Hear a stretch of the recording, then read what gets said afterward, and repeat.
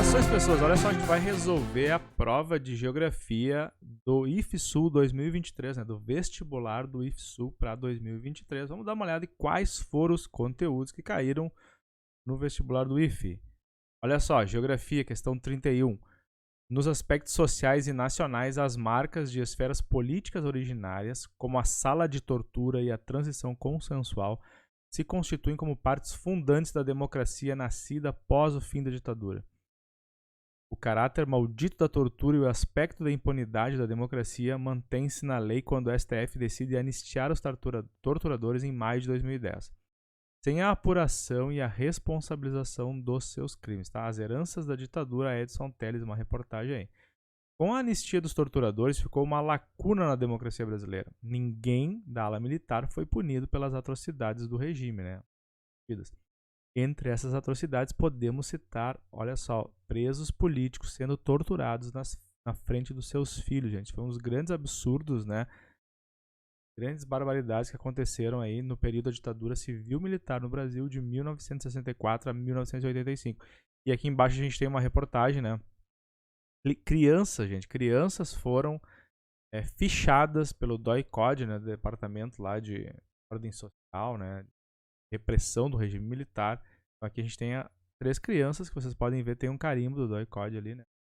Foram fichadas e muitas crianças assistiram seus pais serem torturados, tá? Então, a ditadura civil-militar que em 2023, né, faz 59 anos, certo? Esperamos que isso nunca mais aconteça.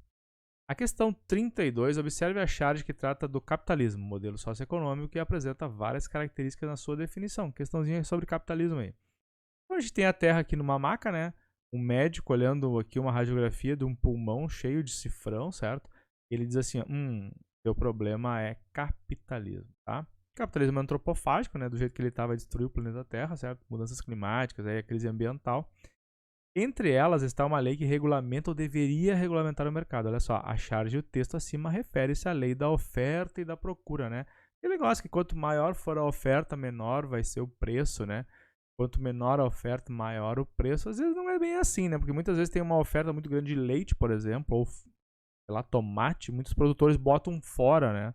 Então, porque não tem valores, que diz que não pode comercializar e tal. Mas é uma questão bem complicadinha. Assim, não é bem assim, mas igual.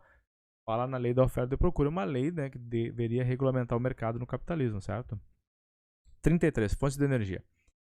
São matérias-primas que, direta ou indiretamente, produzem energia para movimentar as máquinas, os transportes, a indústria, o comércio, a agricultura, as casas. Carvão, o petróleo, as águas dos rios e dos oceanos, o vento e certos alimentos são alguns exemplos de fontes energéticas, olha só. O texto faz referência à fonte muito utilizada na China e que é imensamente poluidora, a energia das carvão. A queima de carvão na China é um dos grandes problemas, né? Emite muito material particular, né? Partículas ali, cinzas para a atmosfera. Isso causa um sério transtorno na China, tá? Além do petróleo, né? Que estamos nos 2 combustíveis fósseis, mas logo vem uma questão aí que fala sobre combustíveis fósseis, tá? Mas no caso da China, a China usa muito na sua matriz energética a queima de carvão mineral. Questão 34, uma questão de coordenadas geográficas, né? Então a gente vai ter que achar aqui, ó, essa linha aqui na horizontal, 0 grau é o Equador, e aqui na vertical 0 grau é Greenwich, né? Então, latitude a gente vê aqui no lado, né? E aqui lá na vertical em cima a gente vai ver a longitude. Então, latitude do ponto A, 20 graus norte, 15 graus a oeste de Greenwich, né? Então, norte do Equador, sul do Equador. Aqui a direita a leste, a esquerda a oeste, tá? Então, 20 graus norte, 15 graus a oeste. A letra B, 30 graus norte, 60 graus a leste. E a letra C, 15 graus ao sul e 60 graus ao leste. A resposta é a letra D, ó, tá? Questão básica aí de coordenadas geográficas. Isso aí vai aparecer alguma questão. Escala ou fuso horário, coordenadas geográficas, tá? 35, relevo submarino, né? Então a gente tem um perfil aqui de 1 a 4, tá numerado, né? Ó, 2, 3, 4. E aí pede para o número 1. Qual que é o número 1? Esse aqui, ó. Eu trouxe uma imagem aqui pra gente ver essa mesma imagem, né? É onde pegaram para fazer a questãozinha aqui, ó.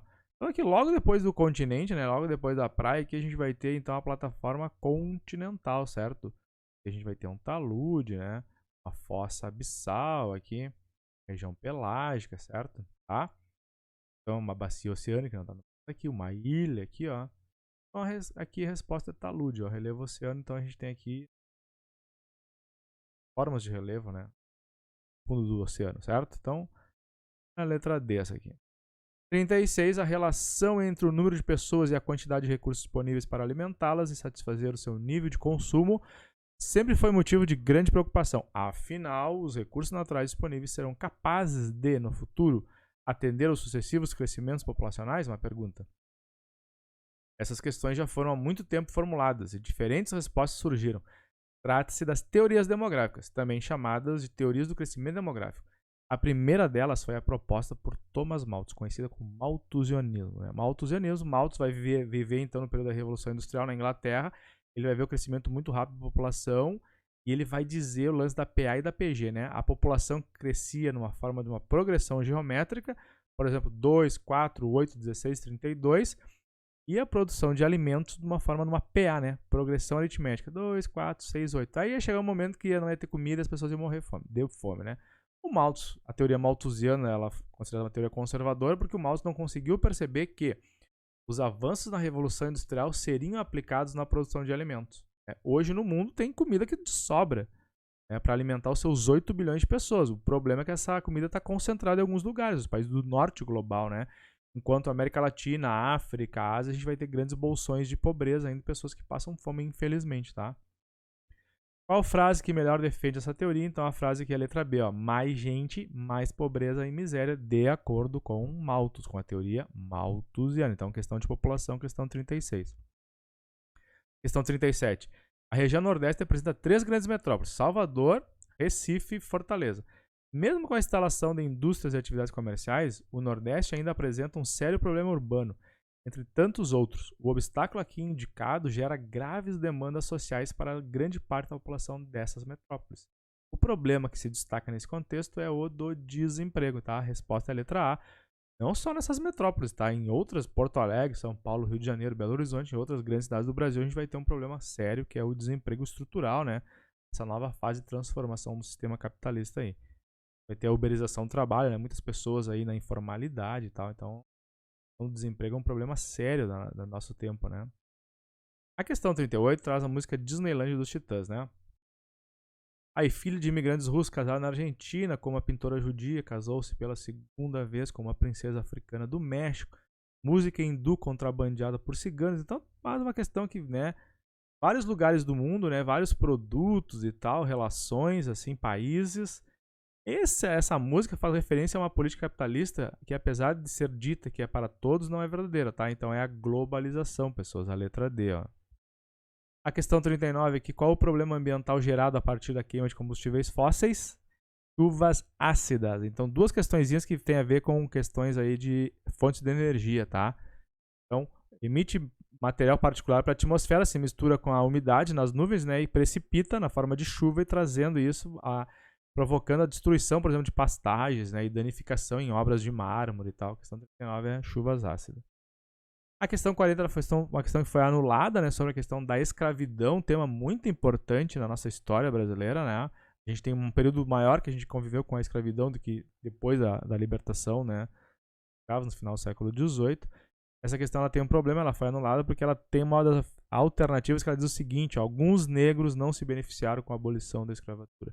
99,99% da população negra brasileira, que foi durante mais de 3 séculos escravizada, não se beneficiou em nada com a abolição da escravidão, né? Então a gente tem uma série de políticas compensatórias aí, cada vez mais importantes e mais necessárias, tá? Com essa dívida histórica que o Brasil tem com a população que veio da África, né? Escravizada para trabalhar na cana-de-açúcar, né? Na verdade, que construiu esse país através do trabalho, certo? Então a questão 40 ela foi anulada aí, certo? Pessoas, esses são os conteúdos que aparecem então na prova de geografia, tá? Vocês vão fazer o IFE agora para 2024, a prova deve ser lá por novembro. São 10 questões, tá? São 4 alternativas só e são 4 disciplinas: geografia, história, português e matemática, tá bem? Uns dias eu faço outras provas aí, quem quiser fazer o vestibular, é só ir acompanhando aí que vai ter uma boa nota em geografia, tá bom? Aí um forte abraço aí e bons estudos, pessoas.